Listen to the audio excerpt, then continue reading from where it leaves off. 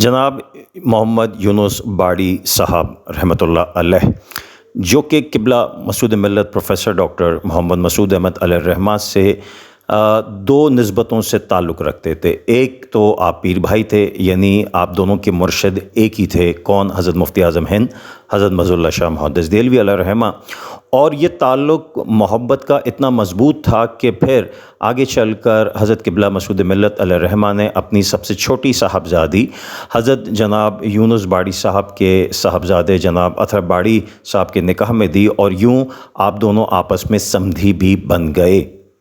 اس قدر قریبی اور محبت کے تعلق کو حضرت قبلہ مسعود ملت علیہ الرحمہ نے بہت ڈیفرنٹ طریقے سے ویژولائز کیا تھا۔ حضرت قبلہ مسعود ملت علیہ الرحمہ خود کام کرنے والی شخصیت تھے اور مسلسل کام کے اوپر توجہ دیتے اور کام کو بہتر سے بہتر طریقے سے کرنے کے اوپر خود بھی مائل رہتے اور دوسروں کو بھی پوٹینشیٹ کرتے، اور یہی وجہ تھی کہ قبلہ مسعود ملت علیہ الرحمہ نے جناب یونس باڑی صاحب کو اس بات پہ قائل کیا تھا کہ وہ اپنے مرشد جو کہ قبلہ مسعود ملت علیہ الرحمہ کے والد ماجد بھی تھے پر ایک سیرت کے اوپر ایک بائیوگرافیکل بک تحریر کریں، کیونکہ حضرت جناب یونس باڑی صاحب نے کم از کم کچھ نہیں تو 15-16 سال حضرت مفتی اعظم ہند علیہ الرحمہ کی صحبت میں گزارے تھے۔ تو قبلہ مسعود ملت نے آپ کو قائل کیا کہ کیوں نہ آپ اپنی یادداشتوں کو ایک کتاب کی صورت میں قلم بند کریں، جو کہ ایک سوانح عمری ایک بائیوگرافیکل بک کی صورت میں حضرت مفتی اعظم ہند حضرت مظہر اللہ شاہ محدث دہلوی علیہ الرحمہ پر دنیا کے سامنے آ سکے۔ میں جب قبلہ مسعود ملت علیہ الرحمہ سے 97 میں بیعت ہوا تو ایک دفعہ ایک ملاقات کے دوران حضرت قبلہ مسعود ملت علیہ الرحمہ نے اس حوالے سے مجھ سے تذکرہ فرمایا کہ اس طرح یونس باڑی صاحب ہوتے ہیں اور وہ میرے والد ماجد اپنے مرشد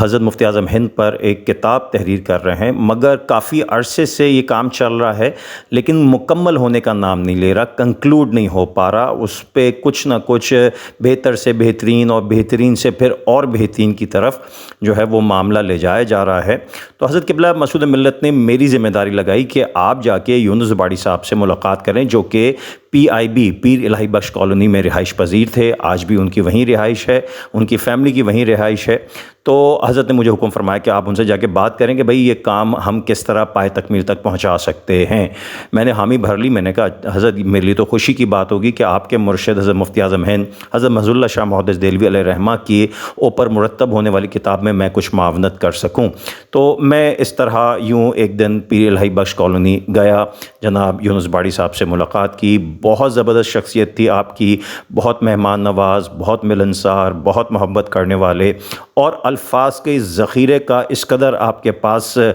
یوں کہیے کہ معاملہ تھا کہ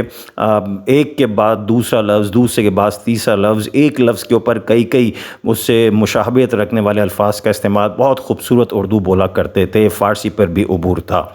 تو میں جب ان سے ملا اور میں نے اس مدعے کا اظہار کیا کہ حضرت قبلہ مسعود ملت علیہ الرحمہ نے میری یہ ذمہ داری لگائی ہے اور میں چاہتا ہوں کہ میں آپ کی معاونت کر سکوں اس کام کے مکمل ہونے میں، تو انہوں نے تو جو پھر کام اس پہ ہوا تھا وہ پورا کا پورا یوں سمجھیں کہ جو کچھ بھی را مٹیریل تھا سب کو سامنے رکھ دیا، اور وہ اس طرح سے بکھرا ہوا تھا اور وہ اس صورت میں تھا کہ میرے اس مسودے کو، اس مٹیریل کو، اس کانٹینٹ کو دیکھ کے کم از کم اس وقت میرے ہاتھ پاؤں پھول گئے تھے کہ یہ کیسے سمیٹا جا سکتا ہے۔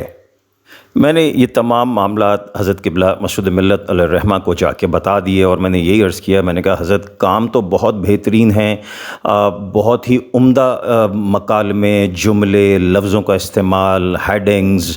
مگر کام بکھرا ہوا بہت ہے، اور ایک چیپٹر کے کئی چیپٹر لکھے ہوئے ہیں۔ پہلے ایک خیال آیا، پھر اس پہ کچھ مسودہ لکھ لیا، پھر اس سے بہتر ایک خیال آیا، پھر ایک مسودہ لکھ لیا، تو کیا ہو رہا ہے کہ کوئی چیز فائنل نہیں ہو پا رہی، اور مختلف ورژنز ہیں جو بکھرے پڑے ہیں اور الگ الگ فائلز بنی ہوئی ہیں۔ حضرت قبلہ مسعود ملت قبلہ مسکرائے اور فرمانے لگے، اصل میں ہمارے جو باڑی صاحب ہیں وہ پرفیکشنزم کے عادی ہیں، وہ چاہتے ہیں کہ اپنے مرشد پہ جو بھی لکھیں بہتر سے بہترین لکھیں، گو کہ اچھی بات ہے، لیکن پرفیکشنزم کے اندر جب انسان پڑ جاتا ہے تو کام مکمل نہیں ہو پاتا، کیونکہ اس کی خود اپنی ہی تسلی نہیں ہو پا رہی ہوتی۔ ہر آنے والا لمحہ، ہر آنے والا دن آپ کو پچھلے دن کے کام کو برا دکھاتا ہے، اور اگلے دن آپ پھر اس کو مزید کسی بہتر صورت میں لانے کے لیے بیٹھ جاتے ہیں۔ اس وجہ سے وہ جو کچھ بھی ہوتا ہے وہ تو بہت اچھا لگ رہا ہوتا ہے لیکن کام مکمل نہیں ہو پاتا کیونکہ آپ کبھی بھی کسی آخری نقطے تک پہنچ ہی نہیں پاتے. کہنے لگے بس یہ مسئلہ ہے جس کی وجہ سے کام تو انہوں نے شروع کیا ہے, بہت قابل انسان ہے, مگر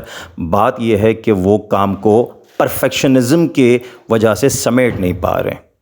حضرت قبلہ مسعود ملت نے مجھے حکم فرمایا کہ آپ ایک کام کریں کہ جتنا کام ہے یہ آپ اٹھا لائیں, وہاں سے اپنے پاس لے آئیں.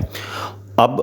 دوسرا آپ بیٹھ کے اس کی اوپر کام شروع کریں. میں نے کہا حضرت میں تو نابلد ہوں, میں نہیں جانتا. حضرت قبلہ مسعود ملت علیہ الرحمہ نے وہ گر سکھائے, وہ طریقہ کار بتائے. 400 صفحات سے اوپر کی کتاب ہے, ٹھیک ہے. اور حضرت قبلہ مسعود ملت نے کس طرح سمیٹنے کا طریقہ مجھے بتایا, اور پھر میں نے اپنی دونوں بہنوں کو بھی اس کام میں شامل کر لیا, وہ بھی حضرت قبلہ سے بیعت ہو چکی تھیں.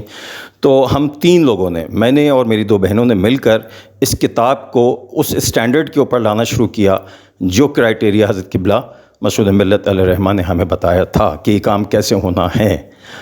اور الحمدللہ بہت ہی تیزی سے اس کام کو پھر کرتے ہوئے ایک مسودہ نکلا, وہ میں پھر یونس باڑی صاحب کے پاس جاتا, ان کو دکھاتا, ان سے اپروول لیتا, پھر حضرت قبلہ مسعود ملت علیہ الرحمہ کے خدمت میں حاضر ہوتا, ان کو کہتا کہ ہاں یہ اپرووڈ ہے, اور یوں ہوتے ہوتے یہ کام پائے تکمیل تک پہنچا. حضرت قبلہ مسعود ملت پروفیسر ڈاکٹر محمد مسعود احمد علیہ الرحمہ یہ جانتے تھے کہ کام کیسے کرنا ہے, اور یہ بھی جانتے تھے کہ دوسروں سے کام کیسے کروانا ہے. Thank you very much.